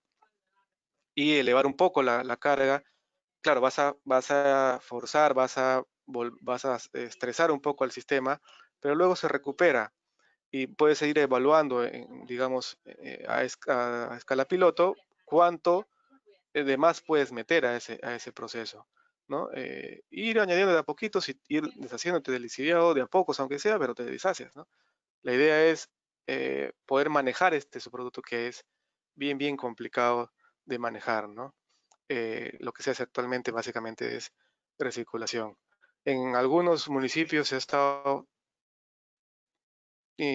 probando con ciertos tratamientos con algo de éxito, especialmente en las zonas lluviosas, que el lixiviado es más diluido. Claro, la carga va a ser la misma, pero vas a tener más caudal, pero es más manejable diluido, ¿no? Lo puedes ir añadiendo de a pocos al sistema. Eh, Estas son las fases de degradación, como les había contado, residuo, un relleno común tiene 5 fases, ¿no? En la primera fase y en la segunda fase es más aerobio que anaerobio. Luego de ahí comienza a pasar un poco más a la fase anaerobia cuando vas ascendiendo en altura y vas confinando más los residuos y ya el aire, la aireación del ambiente ya no pasa o la poca aire que pueda subir por los drenes de gases es mínima, entonces ya se vuelve anaerobio y comienza a generarse más el tema del metano, ¿no? Y luego ya pasa específicamente a la fase 4, que es metanogénica, que es básicamente la producción de máxima cantidad de metano, del 40 al 60%, y luego ya se estabiliza, ¿no? Esta estabilización puede durar décadas, 5, 10, 15, 20 años, ¿no? La primera fase es muy rápida. Luego el tema del manejo de los gases, más o menos es esta configuración, ¿no? Tienes los drenes verticales, en la figura de la izquierda, ¿no? Donde tienes grava en medio para facilitar la fluidez. Recuerden que todo fluido es inteligente, va a ir por donde más fácil le sea posible andar, igual que el lixiviado. El lixiviado tiene un enrocado en la base para que por ahí se vaya y se genere un punto de, digamos, de acopio de este lixiviado. Igual acá, al ser un vertical, pues básicamente cuando encuentra un material más poroso, por ahí se va a ir el gas y vas a poder controlarlo mejor. La parte alta, como ven en la figura de la izquierda, puedes generar un quemador, ¿no? Una tubería más delgada, ¿no? Una tubería de acero galvanizado, pues te pones un mechero arriba donde tú puedas prender tipo una cocina, ¿no? Para convertir el metano en CO2. Básicamente minimizas, ¿no? El efecto al ambiente de este gas de efecto invernadero, ¿no? Y puedes configurar, como lo pueden ver ahí en la imagen, protegiéndolo, si es que es una zona lluviosa, por un tubo de aluminio, ¿no? Rolado, que es bastante económico. Puedes rolar, puedes formar este tubo con una plancha de aluminio. Igual la parte alta la haces tú, digamos, en forma de gorrito. En la parte superior también la misma platina de aluminio y los soportes también de aluminio soldado a la parte del tubo que ya generaste, ¿no? Entonces, eso puede ayudar, pues colocar una ventanita, una pequeña compuerta para inspección y poder quemar el gas, como lo pueden ver ahí en la imagen. Hay que recordar que el dren vertical lo vas a colocar operativamente, ¿no? Acá yo he puesto 1,5 m en 1,5 m. Va subiendo cada 1,5 m y vas avanzando, porque si tú colocas todo un dren, si tu celda pues tiene 10 metros de altura de disposición, no vas a hacer un dren de 10 metros, porque esto se puede caer, ¿no? Lo vas poniendo de 1,5 m y mientras avanzas a la disposición vas a dejar, como acá ven en la imagen, en la parte superior, unos parantes de madera que van ya como anclaje a la siguiente etapa, donde vas a amarrar los otros parantes que vas a seguir ascendiendo cada 1,5 m, hasta llegar a la parte superior donde instalas un quemador, que es lo que ven en la figura de la derecha. ¿Ok? Entonces, bueno, básicamente eso es lo que quería compartir con ustedes. Más bien, muchas gracias por su atención. Fue bastante rápido. Lo pude ser lo más conciso posible de lo que quería hablar el día de hoy. Muchas gracias más bien a todos. Más bien, si tienen algunas preguntas, por favor, lo pueden dar. Acá tengo en el chat, creo, algunas consultas. A ver, Buenas noches, ingeniero Silva. Sí, ¿qué tal? me presento, soy David Valverde, miembro del equipo. Yo le estaré leyendo las preguntas de los asistentes Ah, ok, para que sea más sencillo responder. ok, ok. Bueno, comenzamos. Pregunta 1 es de Jonathan Sánchez de la Cruz. En el caso de, ¿quién da la certificación de relleno sanitario en una región? Un ejemplo, en el de Arequipa, ya que la infraestructura es de un relleno sanitario, pero el MINAM lo considera como botadero. Hay que tener, ok. Jonathan, hay que tener cuidado. Un botadero no es una infraestructura de disposición final, no te da nadie la certificación de un botadero, ¿no? Eh, pero hay herramientas para volverlo un relleno, ¿no? Hay herramientas para transformar el botadero a un relleno como lo que pasó acá en Lima, ¿no? Eh, y hay herramientas también para recuperar esa zona degradada, ¿no? Por los residuos. Pero si hablamos de un relleno específico, va a depender mucho. Si tú si haces un relleno o un diseño de un relleno que involucre si involucra varios centros poblados o de uno a varios centros poblados, lo va a revisar la municipalidad distrital. Si haces un relleno de varios distritos, lo va a revisar la provincial. Si haces un relleno de varias provincias, pues el gobierno regional. Esa es la idea en general, Jonathan. ¿Ya? Pero si tú tienes un botadero, hay que diferenciar eso. Un botadero no tiene control de lixiviados, no tiene control de gases, es básicamente un lugar donde botan los residuos sin ningún tipo de control, ni tanto de diseño, como es el control de lixiviados de gases, o ni control operativo, que es compactación y el tema de la cobertura diaria que vas a tener que agregar, ¿no? Esa es la diferencia. No puedes tener un relleno, por ejemplo, construido y si lo operas de manera inadecuada, eh, se puede convertir en un botadero, ¿no? Pero hay que tener mucho cuidado con eso, porque eso es uno de los puntos claves durante un expediente que puede caerse o no, un proyecto, ¿no? Porque la población es muy susceptible a estas cosas, siempre está acostumbrada a ver un botadero y si tú al relleno que tú diseñas, por ejemplo, lo operas mal, la población va a ver lo mismo y se va a oponer a que, por ejemplo, tú puedas hacer unas ampliaciones de esta, ¿no? En el futuro, ¿no? Y luego hacer cambiar de parecer a la población es bastante complicado. La parte social es un factor importantísimo en el éxito o fracaso de los proyectos, ¿no? Entonces, si tienes un relleno bien hecho, bien construido, bien diseñado y lo operas mal, o sea, sin ninguna materia de cobertura, lo vas poniendo los residuos como vienen, sin compactación, entonces ese relleno, primero que se va a llenar más rápido porque no estás compactando, y segundo, pues cuando ya tienes lleno el relleno, pues vas a comenzar a disponer a los alrededores y lo vas a convertir en un botadero. ¿Ok? El siguiente, por favor. Gaby, creo. Sí, Gaby te roba, pero bueno, primero lo saluda y pregunta, ¿qué tipo de tratamiento sugiere usted a los residuos de construcción, específicamente residuos de concreto y disposición final de estos residuos?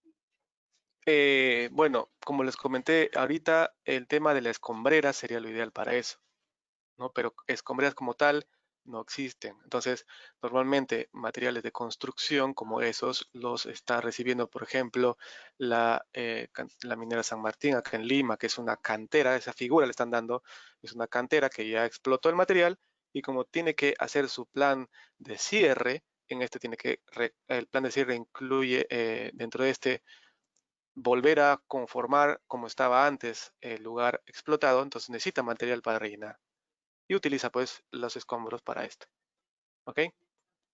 Y por ejemplo, si tú tienes un material distinto, por ejemplo, el movimiento de tierras, esto de acá, algunos rellenos lo utilizan como material de cobertura y eso es también útil si tienes este tipo de material de movimiento de tierra, básicamente, ¿no?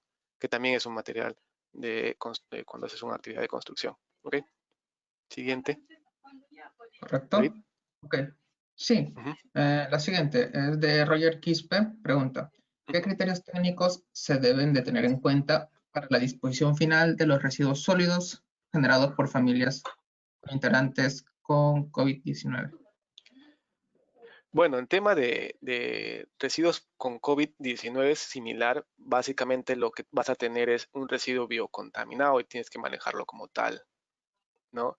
Pero es más fácil detectar en un lugar de un establecimiento de salud, por ejemplo. Pero es en una vivienda donde eh, si es que te has hecho la prueba, tú igual vas a botar a un depósito a los residuos comunes y luego va a venir el tema del vehículo recolector y se lo va a llevar como un residuo municipal.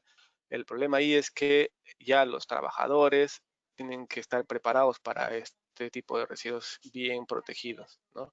Pero es básicamente la misma idea, ¿no? Y ahí es más, esos de los detectados, porque hay personas que ni saben que tienen la enfermedad o que han tenido y no se han hecho la prueba, pero han pensado que es una gripe simple, pero han tenido COVID. Entonces va a haber residuos de este tipo y esos no van a ser posibles de detectar. Lo que se tiene que hacer ahí es que al personal de la empresa operadora que va a recoger los residuos y los va a disponer en un relleno sanitario, pues que esté debidamente protegida, ¿no? Para evitar su contaminación. ¿Ok? De los que sí se pueden manejar, que son los residuos pues, de los hospitales, es básicamente un residuo biocontaminado, ¿no?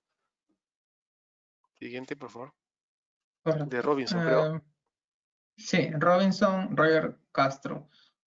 Bueno, primero lo saluda y pregunta, ¿en el Perú hay algún relleno que no use la circulación del La lixiviados y no recirculación. usan otro método? Ujú. Método, Y ya también, sí, y no claro, usan otro método. por el Ay, motivo sí de lo que leo, no es disculpe. rentable. Continúa, continúa. No, no, sí, claro, ya lo leí. Pero si no usan otro método por el motivo que no es rentable, ¿no? Mira, el tema de la recirculación, ¿no? Es bastante utilizado a nivel básico. Como estamos ahorita en pañales en tema de este tipo de manejo de residuos sólidos, se inicia por ahí, ¿no? Tienes que ser siempre todo proceso tiene que ser escalado, ¿no? Porque implica siempre la tecnología superior, implica más costo. Por lo tanto, ahorita todos hacen recirculación. Algunas municipalidades, como les comenté, están queriendo probar sistemas de tratamiento por parte de ellas, ¿no? Para ver cómo van. Pero de diseño, o sea, de diseño, de planteamiento y de construcción, todas están implementando, y claro, su manual de operación, todas están hasta ahorita funcionando con recirculación. En las actuales que están ahorita por diseñarse los 13 últimos rellenos del JICA, en algunos en el perfil está incluido tratamiento, pero vamos a ver si en el diseño al final lo consideran, ¿no? Porque va a depender mucho de los costos operativos, si son sustentables por la municipalidad en sí, ¿no? Eso es el tema, Robinson. Y usar otro método por el motivo, claro, no es rentable, no es viable ahorita, ¿no? Siempre tienes que tener en cuenta que todo tiene que ser escalonado para que sea funcional y sea viable y tú puedas poder recolectar los fondos. No puedes elevar el costo de disposición en una municipalidad de un momento a otro al triple o al doble.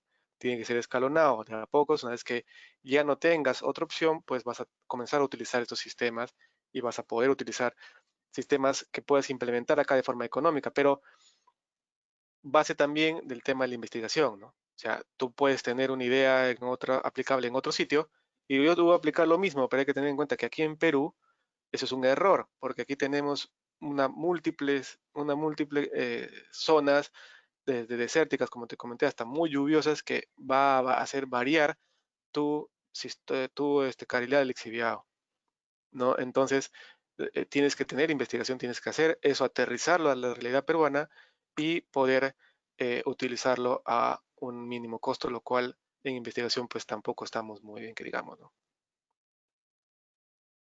Jean-Pierre, el siguiente es Jean-Pierre, ¿no?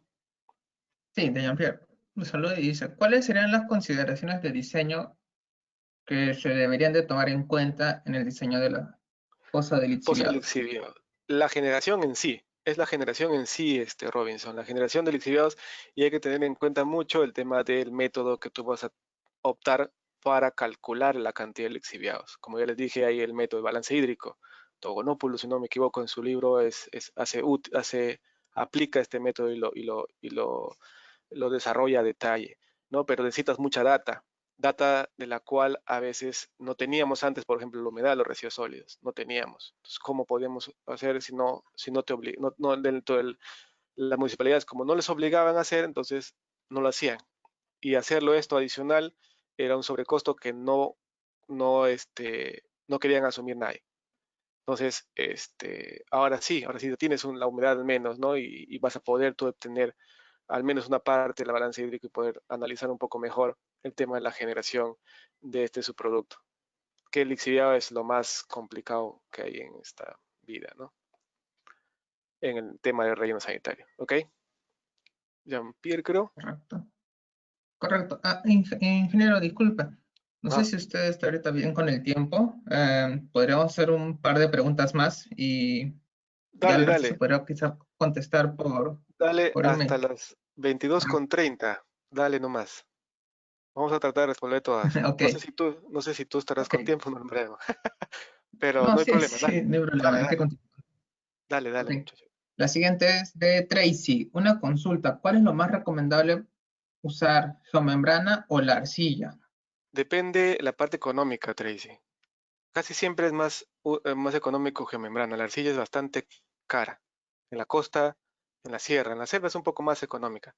Pero hay que llegar a ese grado de permeabilidad tal vez y a algunos no les da la gana de analizar ese análisis de permeabilidad. Por lo tanto dicen, no, mejor utilizo geomembrana.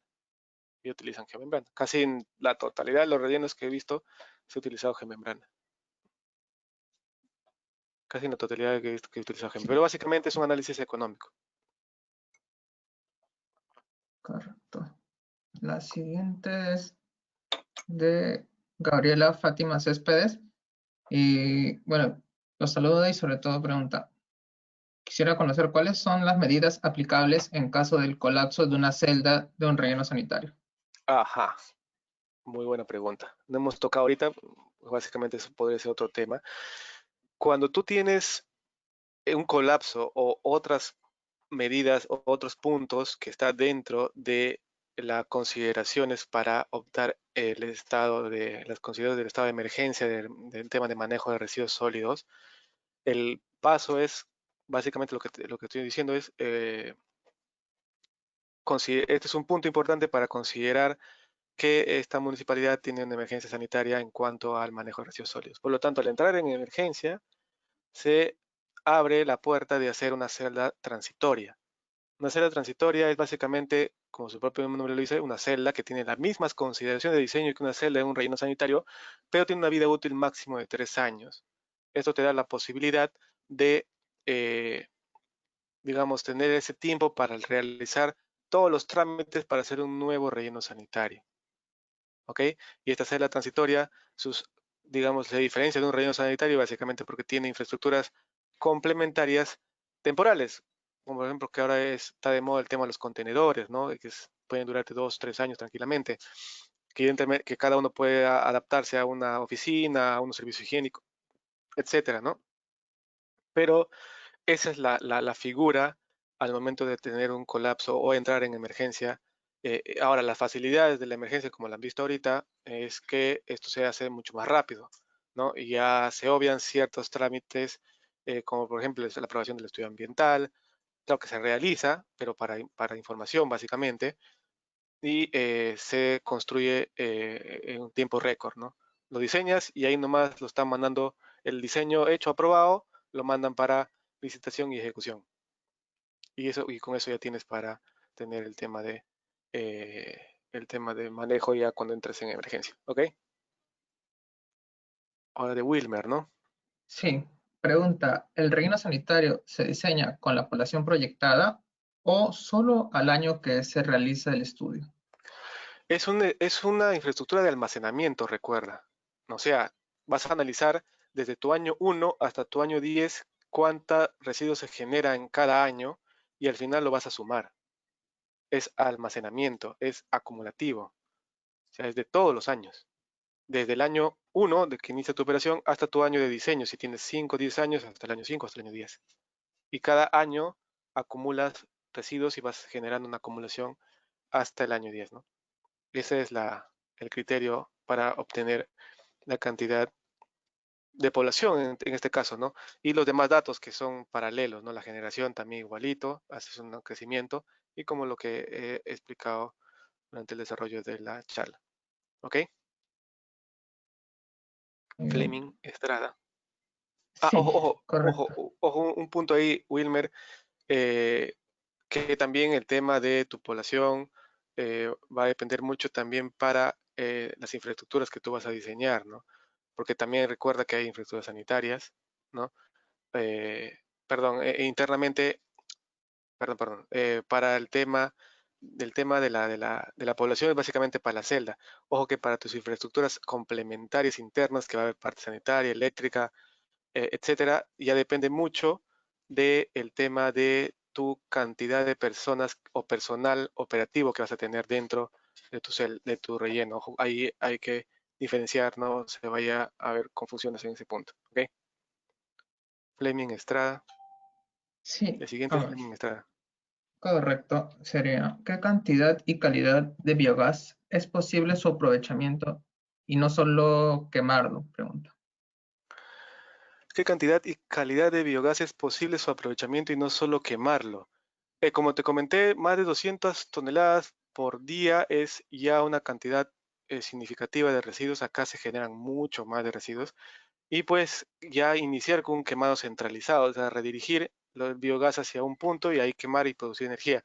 Eso se hace en un relleno acá, el modelo de Callao, creo, si no me equivoco. Pero también tienes que tener en cuenta al momento de hacer tu análisis de cuánto biogás se genera, porque puede ser un relleno con mucha carga orgánica y vas a generar mucho biogás, o puedes tener pues 200 toneladas, pero con un poco, o 30, 20, 30, 40% de orgánicos, que es poco, ¿no? Si tienes más de 50, 60, 70, ya pues va a depender mucho de la cantidad de orgánicos, porque eso es lo que genera el biogás, básicamente, ¿no? Hay que tener cuidado con eso. Pero alrededor de 200 a más de 200 ya tienes una cantidad significativa que ya te puede estar haciendo una idea de que poder generar esto. En los rellenos actuales aquí en Perú, en los diseños no se considera eso, lamentablemente, ¿no?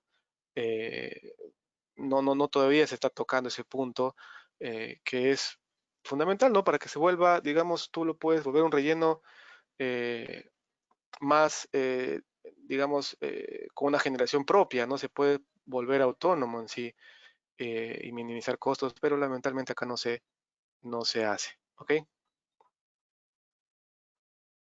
Siguiente, Perfecto. Sería Jacqueline, ¿no? de, sí, Jacqueline Chirre Flores. ¿Cuál sería la disposición para borras ácidas? Borras ácidas, eso es un residuo peligroso. Básicamente ahí ya tienes que tener en cuenta las características físico-químicas de este tipo de residuos, ¿no? Esto va a un relleno de seguridad. No hemos tocado ese punto, hemos hablado más de un relleno de residuos domésticos, pero básicamente vas a tener que tener cada tipo en general de infraestructura, esta infraestructura de residuos de seguridad, tienen internamente tratamientos específicos para cada tipo o bloque de residuos. Tenemos 4 bloques de residuos, ¿no? Y cada bloque puede diferenciarse internamente en algunos tratamientos adicionales. Pero cada residuo que tú vas a ingresar o estás diseñada tu infraestructura de disposición final, va a tener un tratamiento específico. Para borras ácidas va a depender mucho, vas a tener que bajarle la acidez, ¿no? Para que tú puedas luego de esto hacer la micro y macro encapsulación. Como lo dije, la micro es volverlo sólido, o algún solidificante concreto, que es lo más común, y luego este bloque meterlo internamente en un cajetín de concreto armado y sellarlo permanentemente este residuo. Pero previamente a eso tienes que bajar un poco la peligrosidad, en este caso la acidez, ¿no? De repente bajarlo la acidez mediante un neutralizante, un alcalino, una base, ¿no? Pero el tratamiento específico va a depender mucho también del tipo de tecnología que tú traigas. Ahorita hay muchas tecnologías, no acá. Acá, lamentablemente, aquí en Perú no hay un relleno de seguridad que te cumpla con todos los tipos de residuos. No hay. Estaba en diseño uno en ICA, que yo estaba participando a nivel conceptual. Ahorita siguen en tema de aprobación del estudio ambiental. Algún día lo aprobarán y luego se hará el tema del diseño de detalle y ahí se verá estas tecnologías que se pueden tener. Ahora las tecnologías compactas que vienen te ayudan bastante a tratar este tipo de residuos, ¿no? Pero en general es bajarle la peligrosidad, en este caso la acidez. ¿Ok? Giancarlo, la siguiente. Correcto. Bueno, son las 10:30. No sé cómo. Dale, si quedan poquitas. Queda una, dos, tres, cuatro. Ahí siguen aumentando. Carambas. sí, por eso. Bueno, Podríamos cerrar hay con esta y quizá podamos ya responder por email, como la comentaba, las demás. ya, bueno, dale. A ver, hay que darle a ver si es que se logra cumplir con la mayoría. ¿Ok? Correcto. Siguiente es de Giancarlo Delgadillo Valdés. Buenas noches, ingeniero. ¿Es factible hoy en día la construcción de microrellenos o zanjas sanitarias en los distritos rurales de zonas agrestes del país? Claro, claro, yo he diseñado varios microrellenos, pero va a depender mucho de qué tan aislado esté la zona, ¿no? Si está muy aislado, muy distante de una zona donde tú puedes hacer un relleno central, sí. ¿no? Pero si tienes varios centros poblados, puedes hacer un relleno pequeño para todos los centros poblados que están en el área de influencia, ¿no?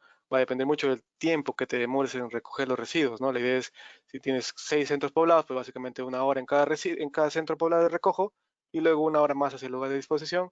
Tienes tranquilamente la oportunidad de tener lugar un relleno sanitario, ¿no? Como más consolidado. Pero si está muy aislado, la zona sí, sí no quedaría de otra, ¿no? Y estos microrellenos son más fáciles de operar. Como son pequeños, las puedes hasta techar y ya minimizas la cantidad de líquido que tienes, ¿no? Eso es viable, ¿no? Luego, uno más, Kenny.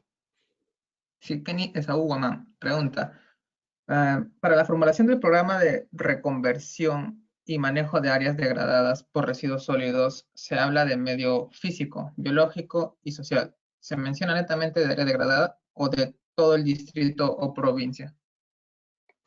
Ajá, no hemos tocado el tema, nuevamente es una pregunta que no es del tema, pero sí, la idea es de tu área de influencia, ¿no? De tu área de influencia. Si tu área de influencia es el centro poblado, el distrito, la provincia, bueno, aplicas ambientalmente estos puntos, ¿no? Porque son más temas ambientales, ¿no? En tu estudio ambiental. En la parte técnica, básicamente te dedicas a hacer o a verificar la cantidad de residuos, si es que hay algunos impedimentos técnicos, por ejemplo, nivel freático y otras cosas. Pero si estamos hablando ambientalmente, tiene que ver mucho tu área de influencia dentro de tu estudio ambiental. ¿Ok? Siguiente al toque pala. ¿Cuál es la tecnología ambiental que más se está aplicando en los rellenos sanitarios a nivel nacional? ¿Cuál sería la mejor tecnología ambiental? Bueno, básicamente en un relleno sanitario lo más simple que se aplica, bueno, son simples, básicamente la recirculación para el manejo de lixiviados y el quemado de gases es lo más tecnológico que puede haber en esto, ¿no? Pero, como te digo, hay opciones adicionales que se pueden utilizar que no se están aplicando acá, como tratamiento de lixiviados o también el tema de manejo de gases para generar o aprovechar o darle un valor agregado a este, ¿no? Luis pregunta, ¿se puede operar un relleno Dice, sanitario semimecanizado nuevo sin operar planta de valorización de residuos? Claro, claro, o sea, si tú, como les mencioné antes, te obligaban a colocar el sistema de valorización dentro de del área de relleno sanitario. Ahora no, ahora tu sistema de valorización puede estar fuera, puede estar cerca del área de producción de residuos orgánicos o inorgánicos que vas a valorizar, pero tiene ciertas restricciones, como te dije, básicamente la zonificación. Necesitas una zona industrial para que tú puedas colocar este punto, por ejemplo, de preferencia, ¿no? Pero sí se puede hacer fuera. Catherine dice de antemano, reserva, interesante cuestión, ¿no? De modo sintético, ¿cuál considera usted es la problemática de los rellenos sanitarios a nivel nacional y en base a su experiencia y conocimientos, qué medidas se deben tomar para mejorar dicha situación? La problemática es el manejo de lixiviados, Catherine. Eh, el tema de la solución es básicamente mejorar el planteamiento, ¿no? Tener más información para llegar a hacer un balance hídrico más exacto y tener una idea más general de cómo se puede generar esto y considerar al recircular todos los criterios de operación para minimizar la producción de lixiviados. Por ejemplo, como ya estaba hablando hace rato, era el tema de utilizar mantas plásticas en zonas lluviosas, ¿no? Cuando ya está lloviendo lo cubres, la que caiga se escurre o si se almacena la bombeas porque no es un agua de contacto. Entonces, eso ayuda a minimizar la cantidad de lixiviados, pero tiene que estar plasmado en tu manual de operación porque a veces, y hacer un seguimiento exhaustivo, como ahorita, por ejemplo, Vivienda hace un seguimiento a los proyectos de agua de abastecimiento. El MINAN debería también plantear un seguimiento a la operación de esto, para que no falle. Por ejemplo, en saneamiento, los tanques Inhofe los satanizaron, pero fallaban porque no estaban mal diseñados, sino porque estaban mal operados, ¿no? Pensaban que eso es un sistema de tratamiento ya final, ¿no? Entonces no, pero la idea es hacer el seguimiento. Es más económico hacer seguimiento que plantear un diseño con exageradas dimensiones que te puedan suplir estos puntos críticos, digamos. Si, por ejemplo, hacer una poza de lixiviados que te reciba todo el agua de lluvia caída directamente en la celda de 5 hectáreas o de 10 hectáreas como si fuera agua de escorrimiento superficial, sin ninguno de los restantes. Eso ya es una salvajada que también se hizo, ¿ah? Pero la idea no es esa, la idea es hacer un trabajo de ingeniería con acompañamiento de operación. Con eso se puede solucionar, ¿no? Y Luis, ¿cuál es la composición de bacterias de los dos activados y qué cantidad de aireación? Ah, mira, esto va a depender mucho del tipo de lixiviado que tú tengas. O sea, la composición de bacterias, lo ideal es que tú, el propio, digamos, sistema genere su mezcla ideal, porque hay que tener en cuenta que para cada tipo de mezcla orgánica existe una mezcla única de microorganismos que la van a tratar. Ahora hay pues los microorganismos eficaces o inyectas los de otra planta, pero lo ideal es que se genere la mezcla única para que tú puedas tratar. Por eso hay un periodo de puesta en marcha, ahí se va a generar esa mezcla. Ahora, la cantidad de aireación va a depender mucho de la calidad del agua que tú quieras obtener, ¿no? La aireación extendida, pues tienes que tener una aireación, si puedes lograr una aireación extendida y tienes las facilidades económicas para que tú puedas tener eso, puedes generar mucha cantidad de aireación. Pues si tú tienes una aireación controlada, mantienes entre 2 a 4 miligramos por litro el oxígeno disuelto en el agua, entonces llegas a obtener una cantidad dependiendo de la cantidad de eh, agua o flujo o caudal que tú tengas a tratar, ¿no? Y, cantidad de licuadora que trata. Bueno, ya esa parte sí no la entendí. Asumo que es el tema de lo que le estaba comentando, ¿no? Bueno, las dos últimas. Ah, no, Wilmer ya pregunta esto, ya, bueno. Claro, muchas Compartir su gracias. presentación. Sí, Y Noemí pregunta si se recomienda una planta de valorización de residuos orgánicos cuente con un sistema de recirculación de lixiviados. Mira, el lixiviado que se genera en una planta o un compostaje, por ejemplo, de residuos orgánicos, es netamente orgánico, hay que analizarla y de repente te sirve como un biol, como un líquido que tú puedes hacer un, este, un, o abonar a los terrenos de cultivo, ¿no? Si lo puedes hacer diluido. Pero se analiza, tienes que analizar qué tan, porque es netamente orgánico, no tienes ahí nada inorgánico a tratar. Entonces, ese líquido puede ser rico en nitrógeno y fósforo y puede servir para abonar debidamente dosificado, ¿no? Pero es investigar. Y si no te quieres hacer problema como lo que se hacen ahora, haces un tanquecito de almacenamiento, puedes utilizar para generar más compost, porque necesitas agua para generar compost. Y si te sobra, ya pues lo mandas a la poza.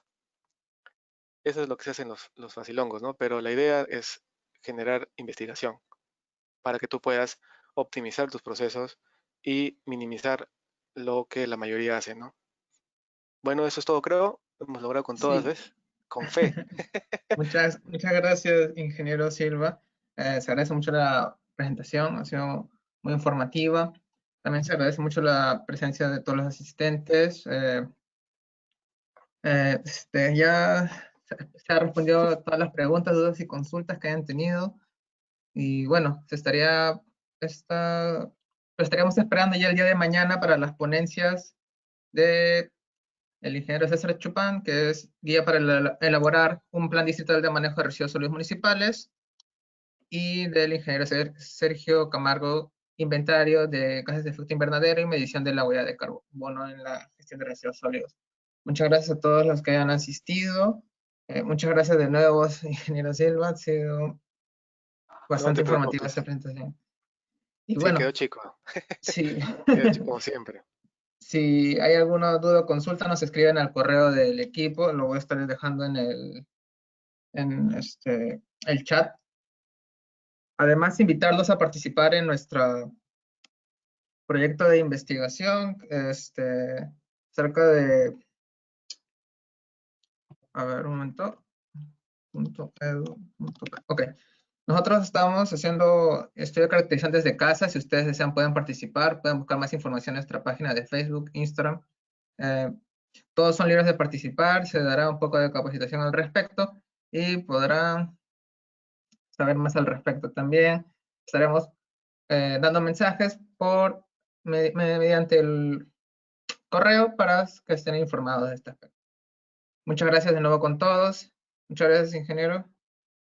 Entonces nos pasamos a retirar. No te preocupes. Gracias a todos. Hasta luego. Cuídense.